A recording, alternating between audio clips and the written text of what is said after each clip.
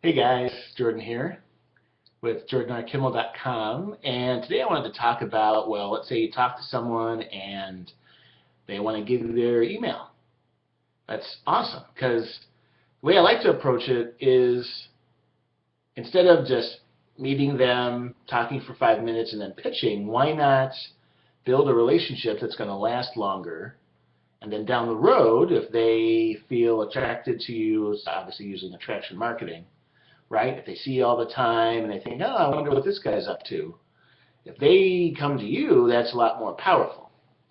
So once you have the email, you want to make sure to be sending out appropriate business content, no matter if you're in an MLM or network marketing.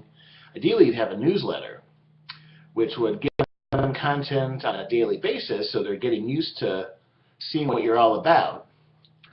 And that's how you can, build a reputation in the industry to be a person of service, and that's who people are attracted to. So if you like this, let me know, comment, share, and like, and I'll talk with you later. Okay, bye.